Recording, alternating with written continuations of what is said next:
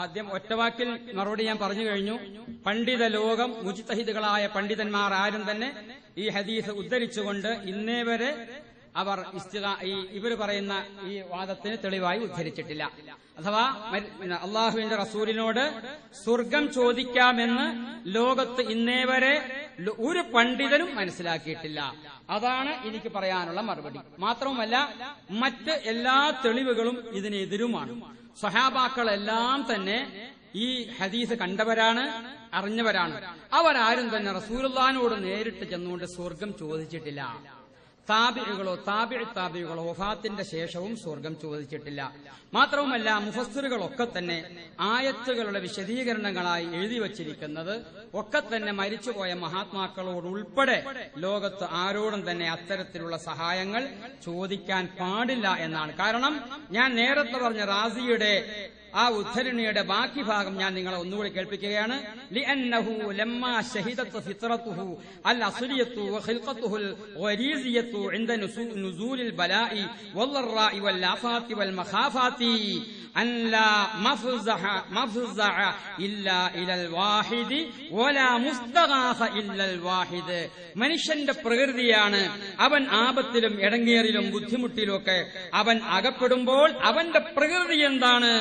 അവൻ അഭയം പ്രാപിക്കുന്നത് അവൻ അഭയം പ്രാപിക്കൂല ഇല്ലാ ഇലൽ വാഹിദി, ഏകനായ അല്ലാഹുവിലേക്കല്ലാതെ അഭയം തേടൂല. വലാ മുസ്തഗാസ ഇല്ലൽ വാഹിദ്, ഏകനായ അല്ലാഹു അല്ലാതെ സഹായം തേടപ്പെടുന്നവനില്ല എന്ന് കണ്ട അവർ മനസ്സിലാക്കും. അതുകൊണ്ട് അവനിലേക്കല്ലാതെ അവർ അഭയം തേടൂല.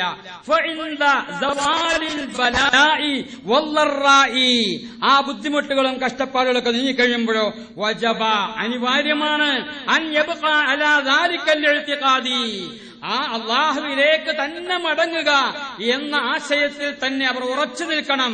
അതാണ് ശരി. മറിച്ച് അമ്മാ അന്നഹു ഇൻദ നുസൂലിൽ ബലാഇ യുഖിറു ബിഅന്നഹു ലാ മുസ്തഗാസ ഇല്ലല്ലാഹ്, ബുദ്ധിമുട്ടുകളും കഷ്ടപ്പാടുകളും ഒക്കെ ഉണ്ടാകുമ്പോ അതൊക്കെ നീങ്ങിക്കഴിയുമ്പോ, ബുദ്ധിമുട്ടുകളും കഷ്ടപ്പാടുകളൊക്കെ നീങ്ങിക്കഴിയുമ്പോഴോ യുഖിറു, അവർ സമ്മതിക്കുന്നു ബിഅന്നഹു ലാ മുസ്തഗാസ ഇല്ലല്ലാഹ്, അല്ലാഹു അല്ലാതെ അല്ല. അവർ ചെയ്യേണ്ടത് എങ്ങനെയാണ്? ബുദ്ധിമുട്ടുകളൊക്കെ നീങ്ങിക്കഴിയുമ്പോൾ അവർ എന്ത് ചെയ്യണം? അവർ ആദ്യം തന്നെ നിലനിന്ന അതേ രൂപത്തിൽ തന്നെ അല്ലാഹുവിലേക്ക് മാത്രമായി അവർ അഭയം പ്രാപിക്കണം എന്നതാണ്. അപ്പൊ ഇവിടെയൊക്കെ പറഞ്ഞതിന്റെ അർത്ഥം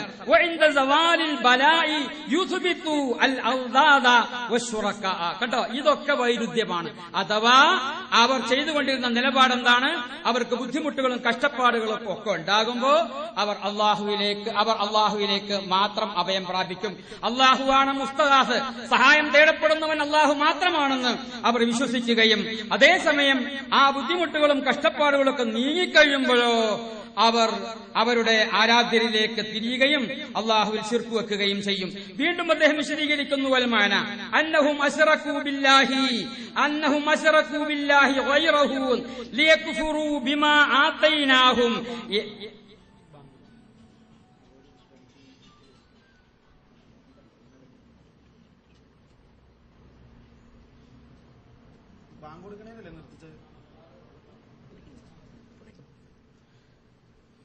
അഥവാ മുശ്രിക്കുകളുടെ പതിവായിരുന്നു അവർക്ക് എന്തെങ്കിലും ബുദ്ധിമുട്ടുകളും കഷ്ടപ്പാടുകളും ഒക്കെ സംഭവിക്കുമ്പോൾ അവർ അള്ളാഹുവിനോട് മാത്രം പ്രാർത്ഥിക്കുക.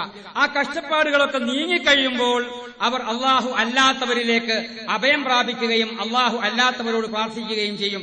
ഈ നിലപാടിനെ കുറിച്ചാണ് വഹാദാ ജഹ്ലുൻ വളലാലുൻ എന്ന് ബഹുമാനപ്പെട്ട ഇമാം റാസി തങ്ങൾ വിശദീകരിച്ചത്. എന്തുകൊണ്ടാണ് അദ്ദേഹം അങ്ങനെ അതിനെക്കുറിച്ച് പറയാൻ കാരണം? ലിഅന്നഹു ലമ്മാ ശഹിദത്ത് ഫിത്രത്തുഹുൽ അസ്ലിയത്തു വഖിൽഖത്തുഹുൽ ഗരീസിയത്തു ഇൻദ നുസൂലിൽ ബലാഇ വല്ലറാഇ വൽ ആഫാത്തി വൽ മഖാഫാത്തി. കണ്ടോ, മനുഷ്യന്റെ പ്രകൃതി എന്താണ്?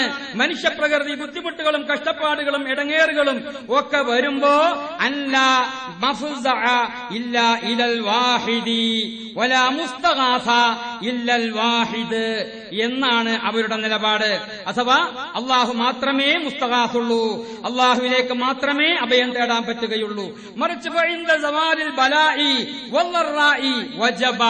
കണ്ടോ, ഫഇൻദ സവാലിൽ, അങ്ങനെ ആകുമ്പോൾ ഫഇൻദ സവാലിൽ ബലാഇ വല്ലറാഇ, ബുദ്ധിമുട്ടുകളും കഷ്ടപ്പാടുകളും നീങ്ങിക്കഴിയുമ്പോഴോ വജബ, അനിവാര്യമാണ്, അൻ യബ്ഖാ അലാ ദാലിക്കൽ ഇഅ്തിഖാദി, അതേ വിശ്വാസത്തിൽ തന്നെ ഉറച്ചു നിൽക്കണം. അള്ളാഹുവിനോട് മാത്രമേ പ്രാർത്ഥിക്കാവൂ എന്ന അവരുടെ ആദ്യത്തെ ആ വിശ്വാസത്തിൽ തന്നെ അവർ ഉറച്ചു നിൽക്കണം.